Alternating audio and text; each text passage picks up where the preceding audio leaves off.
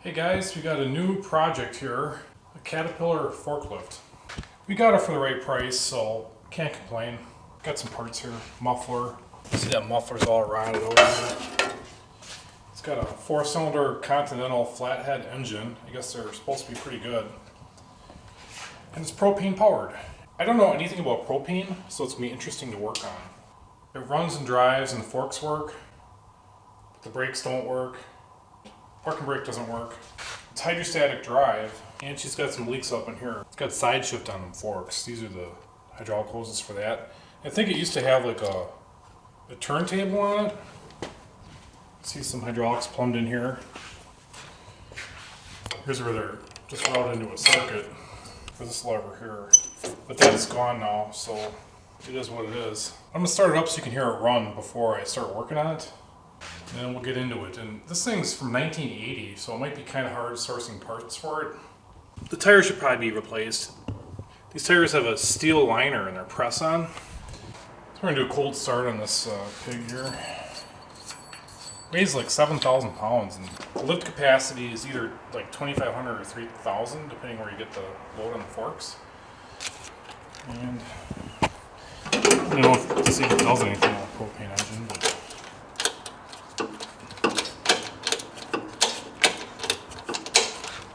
alright, I've determined it's not the battery. I hooked up these start switches from the positive to the S terminal of the starter, and she turns over. It's got some sort of wiring issue. Could be why we got it so cheap. Just to get it running here. Turn that on. And set this camera down for a sec.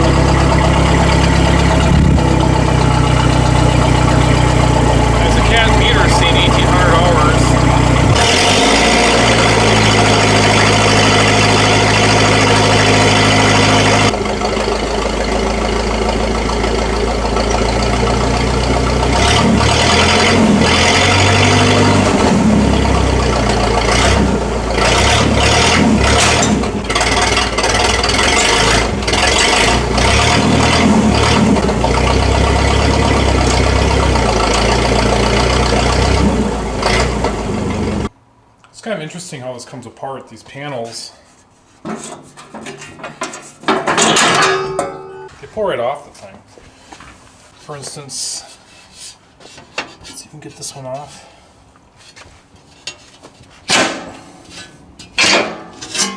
There's our muffler with a rag going right on it. I'm hoping the head pipe here is okay. I'm going to take it off for the ease of the removal of this muffler. With the tailpipe, you can see it's got holes in it. I'm probably gonna have to have that custom bent. So I'm gonna go to the local exhaust shop, see if they can do that. It does exhaust out the back here, so I'll probably take this plate off and see if I can see in there any better. The piece I unbolted that plate there from is the ballast. This is like a huge cast iron piece. I wonder how much it weighs. Here's our tailpipe.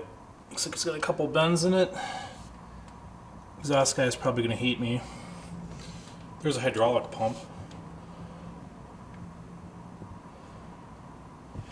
Looks like it might be leaking out of the bottom center somewhere.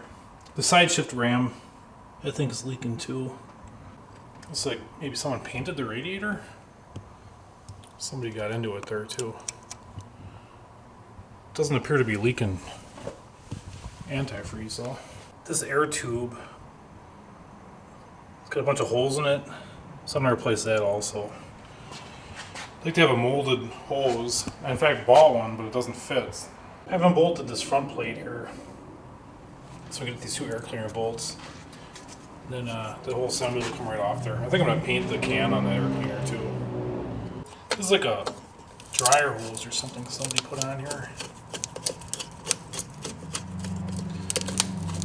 I'll probably just go to the auto parts store and kind of know what shape it needs to be as long as it's close. Try to get the right thing on there.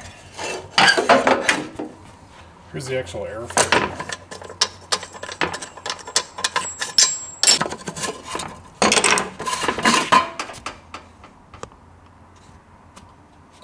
We'll get a new one for it. This plate here is part of the machine. It's all welded to all this bracketry here. It's bolted to this ballast back here. Turning the wheel exposed that bottom one pretty good. Here's it. Here's the pipe right there. Here's the steering. I wonder when the last time that was greased was. It actually has a suspension on it too. Here's that bolt on the top. That was doing a whole lot. I just torched both sides of the nut.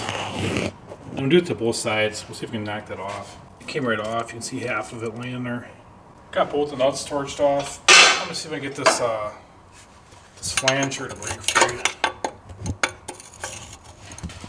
think I'm gonna have to tap it in there with the hammer.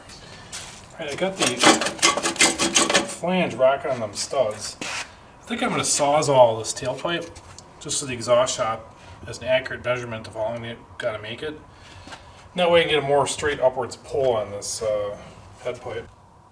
Alright, I just decided to have them do the tailpipe. This one here's got a hole in it. I'm just gonna weld that up. And you can see this is manual bent. There aren't any kinks in it. And they can't do a radius tight enough on a short one, so they're going to do most of it and then give me a couple of U's as tight as they can get it. I'm going to have to hand fabricate it here. So in preparation, I'm going to start by vacuuming up all the debris out of there as much as I can. And then I'm going to see if I can get these studs out. They just look like trouble. So we're going to have to heat that up and then see if we can turn them out. I heated and quenched it about 4 times. And got to break free, just start with a little bit, keep going back and forth, and it gets more and more. And now I'm getting full quarter turns. It's almost out. There she is. You can see she's getting a little thin on one side. Glad I took the time to replace them.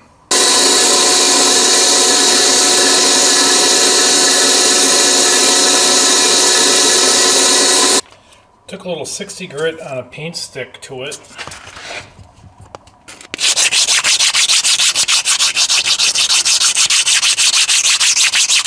I was eyeballing the machine, all this wiring, and I was wondering, does this have points in it?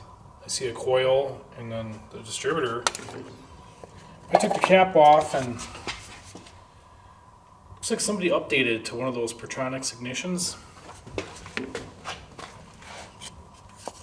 We just had to replace one of those in that 8N tractor because the ignition was left on. So you gotta be careful not to do that with these. I made a crude exhaust gasket. My pump set. Something stinks in here. I don't know if it's this pipe from that propane or this high temperature paint or what the deal is, but it smells like rotten eggs. We're not going to be able to duplicate this because it's too impossible to get in there. So we're going to cut it in that area somewhere. Paul thinks this thing works good. We'll see how it works out today.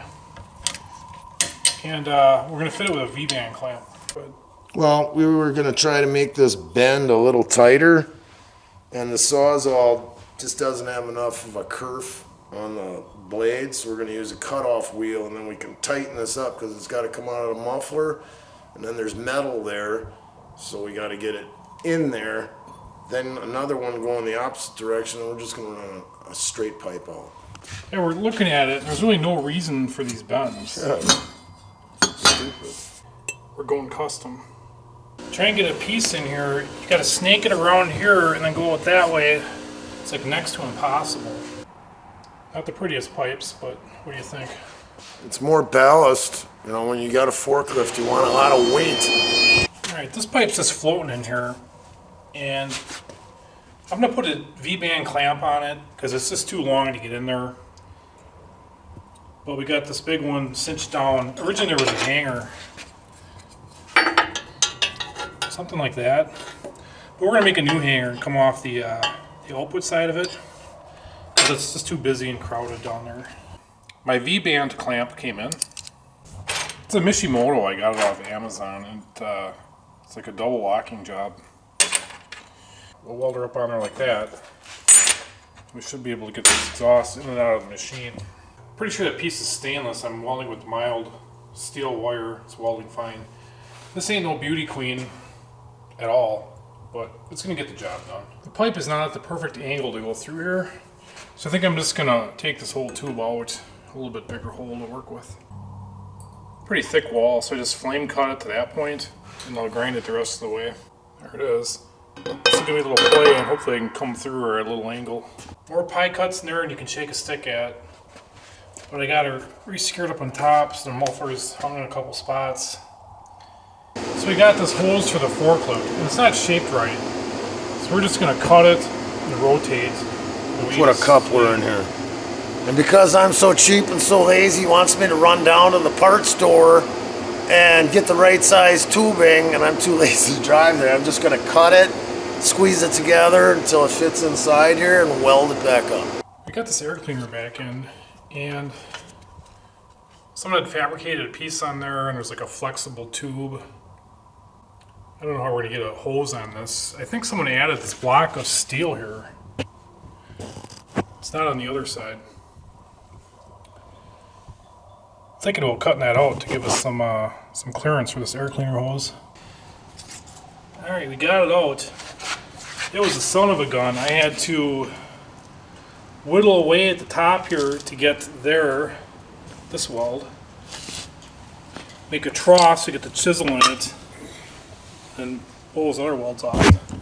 The problem is we could take the head pipe off because it's crimped on and it's in at an angle in that muffler. But we got clearance now to run a intake tube. Some people will say, old mob always gets its project done, you know, and we conquered it. And that's the way you have to keep going at something. This is just another bitch you run into, and you have to keep on keeping on, and we got it out of the way, and now we can finish our job. This thing's gonna sound like a champ. Used to make tons of noise. Air cleaner was leaking, the exhaust was leaking. Now we'll have it nice and smooth and quiet. Shortened up that fabricated fitting and turned it 90 degrees from becoming underneath the linkage now that we've got room up in here. There it is, our new intake tube. Used all our old crappy clamps on it.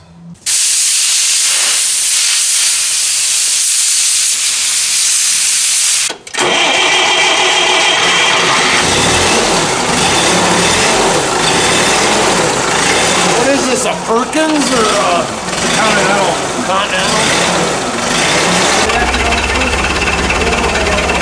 And I got a couple gallons of hydraulic oil. We're going to dump it in there, see if we get some further extension. Now, this is the tank right here, and it takes 6.5 gallons, so I don't think 2 is going to cut it, but we'll see how far we get with that.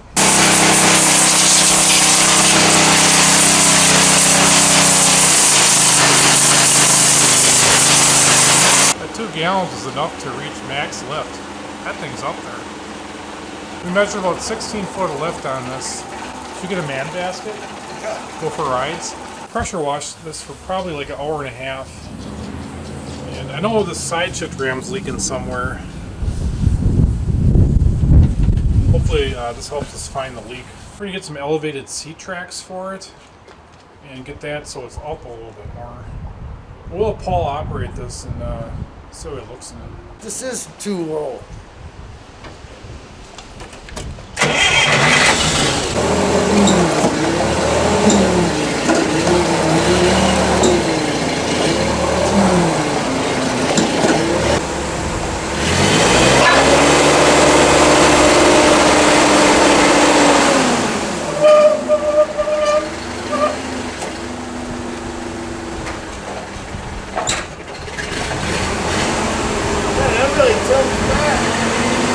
Tilt it forward.